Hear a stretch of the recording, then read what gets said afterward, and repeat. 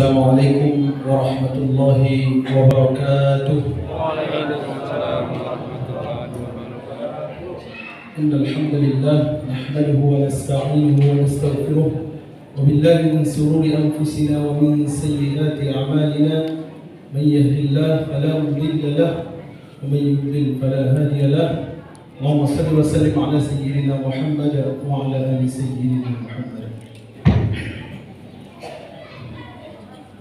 Bapak-bapak, ibu-ibu yang kami hormati, yang kita berkumpul di masjid yang sama kita cinta ini, semoga majelis yang mulia ini akan mendatangkan asbab pahala yang sangat besar untuk kita. Amin amin ya rabbal alamin.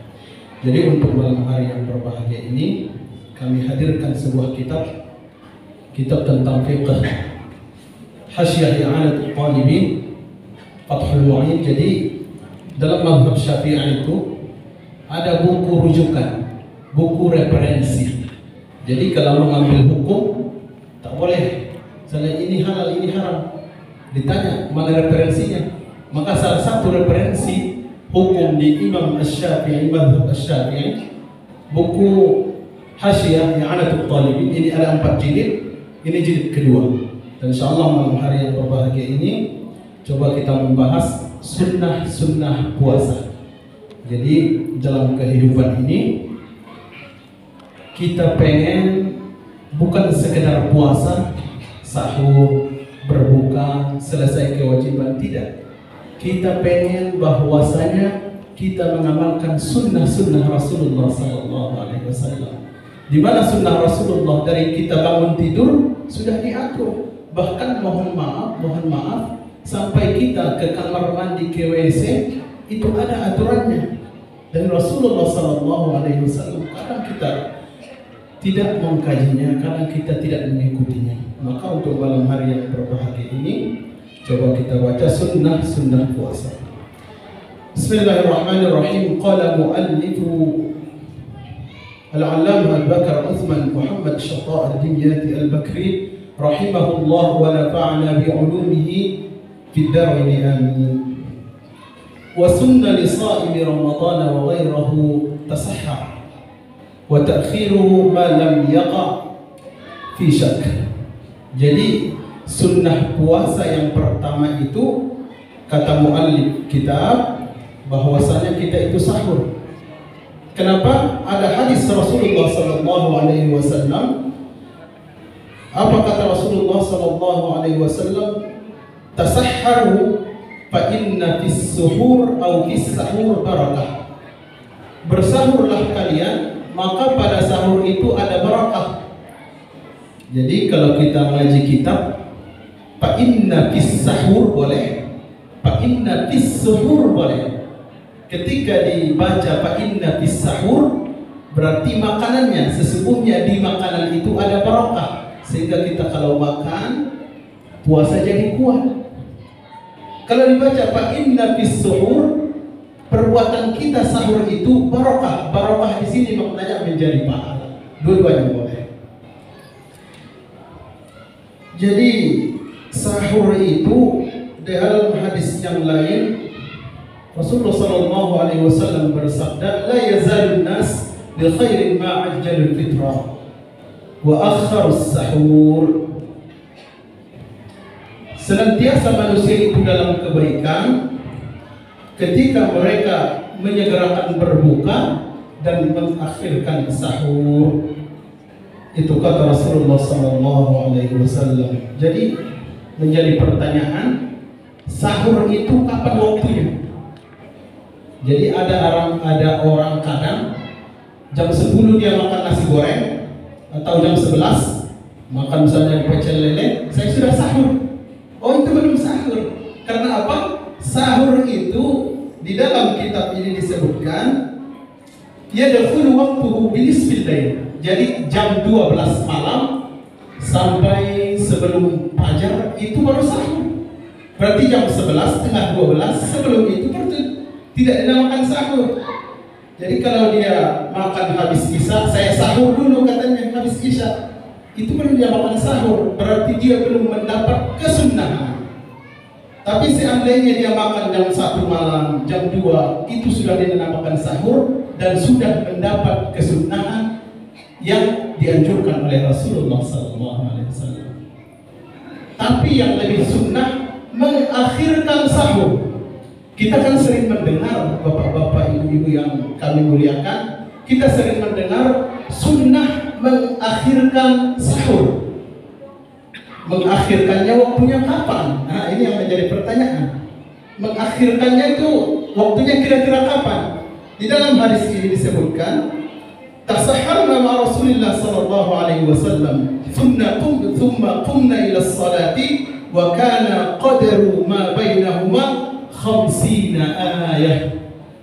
Jadi kata sahabat, kami sahur beserta Rasulullah sallallahu alaihi wasallam, kemudian kami salat subuh. Antara sahur dan salat subuh itu 50 ayat. Kira-kira kita membaca Al-Quran 50 ayat. Kalau kata ulama-ulama falak, masih ada 20 menit lagi. Setelah kita sahur, masih ada 20 menit lagi sebelum salat subuh. Ada waktu kita bersih-bersih, kalau mau mandi. Itu waktunya. Diakhirkan itu seperti yang disabdakan oleh Rasulullah SAW. Boleh sahur jam 1, boleh, jam 2 boleh, tapi yang lebih sunnah itu diakhirkan tadi. Jadi jarak sahur sama sholat fajar itu, kita selesai sahur masih ada 20 menit lagi. Kemudian, apakah sahur itu harus makan? Apakah sahur itu harus ada makanan tertentu? Di kitab ini dibahas, wa yahsulu walau bi jur'ati ma'in. Sahur itu sudah kita dapatkan walaupun dengan seteguk air kita minum, itu sudah sahur. Sudah kita dapatkan sunnah yang dianjurkan oleh Rasulullah. Tidak harus makan. Wa hikmatuhu, apa sih hikmahnya? Kenapa harus ada sahur? At-taqawi, supaya kita kuat untuk berpuasa, itu satu hikmahnya. Hikmah yang kedua, kita supaya membedakan kita dengan orang Yahudi. Jadi orang Yahudi ahli kitab itu, mereka puasa habis Isya seperti ini, mereka sudah puasa sampai besok. Itu kan sulit, susah. Makanya umat Rasulullah SAW ada waktunya sebelum fajar, sebelum subuh masih boleh makan. Itu hikmah daripada sahur. Kemudian sunnah yang kedua, disunnahkan wa sunnah ta'jilu fitrin, sunnah menyegerakan berbuka. Bukan berarti sebelum waktu buka dia buka, bukan. Jadi sunnah menyegerakan berbuka artinya sudah Allahu Akbar di masjid langsung buka.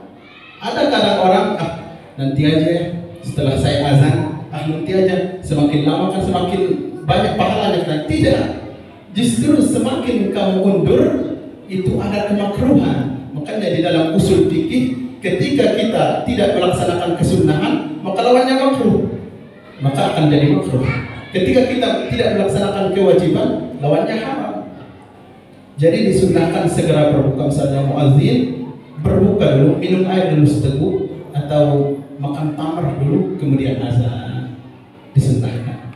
Tapi misalnya kita ke sebuah masjid itu langsung sholat, tak buka duluan. Setelah sholat baru mereka berbuka puasa. Kalau kita berbuka, kita akan ketinggalan jamaah atau ketinggalan takbiratul ihram. Gak apa-apa, tinggalkan dulu berbuka, ikut dulu jamaah daripada tinggal jamaah. Makanya jamaah ini sangat penting. Makanya di kitab-kitab para ulama di fiqih ada yang mengatakan fardu kifayah, ada yang mengatakan sampai fardu ain, ada sunnah muakkad. Jadi kalau kita mau mengamalkan sunnah itu, kita wajibkan bagi diri kita untuk berjamaah, jangan telat, walaupun itu takbiratul ihram. Kemudian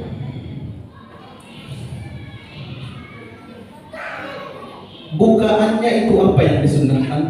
Yang disunnahkan itu yang pertama rutok namanya. Rutok itu sejenis tamar, tapi dia masih muda. Warnanya ada yang merah, ada yang hijau, ada yang kuning juga. rutop. Kalau tidak ada rutop, ada namanya bisir. Bisir itu sebelum jadi tamar namanya bisir. Tapi ini semua tamar. Ada yang muda, ada bisir sebelum jadi tamar, baru tamar. Yang ketiga baru tamar. Kalau tidak ada tamar, apa bukaannya? Air. Air apa? Kalau ada air zam-zam itu lebih bagus. Tapi kalau tidak ada, air biasa saja. Setelah air pun tidak ada, misalnya jadi tempat apa, nggak ada air misalnya, apa yang selanjutnya disunnahkan? Disunnahkan yang manis-manis. Manisnya itu bukan buatan, artinya seperti ini, misalnya buah apel yang manis disunnahkan. Setelah nggak ada buah-buahan, apa yang disunnahkan? Manisan. Manisan itu apa? Kayak sirup, es, misalnya es doger misalnya. Jadi sekarang itu malah kebalik. Manisan, sirup itu kan nomor terakhir. Setelah nggak ada rutop, nggak ada bisir, nggak ada tamar, nggak ada air, nggak ada zam-zam, nggak ada yang buah-buah, baru sirup. Tapi terkadang kita karena udah haus mungkin ya, langsung minum teh. Padahal itu nomor terakhir. Urutkan dulu, kalau tidak ada yang paling sunnah, baru nomor terakhir. Dan ketika kita berbuka puasa, ada kadang orang dia minum, sebelum dia meminum air, dia kumur-kumuri dulu, baru dibuang, kemudian baru minum. Katanya karena bau mulutnya. Di dalam kitab ini jelaskan jangan dibuang, langsung minum saja. Karena mulut orang yang berpuasa itu lebih wangi daripada kasturi. Makanya ketika datang berbuka, sudah minum aja, gak usah dibersihkan mulutnya, gak usah, langsung diminum. Mungkin cukup demikian yang dapat kami sampaikan, dan insya Allah ada pertemuan di lain hari kita lanjutkan supaya tidak terlalu panjang di waktunya. Mohon maaf. Akhirul kalam, ihdinas siratal mustaqim, siratal ladzina an'amta 'alaihim ghairil maghdubi 'alaihim waladdallin. Amin. Assalamualaikum warahmatullahi wabarakatuh.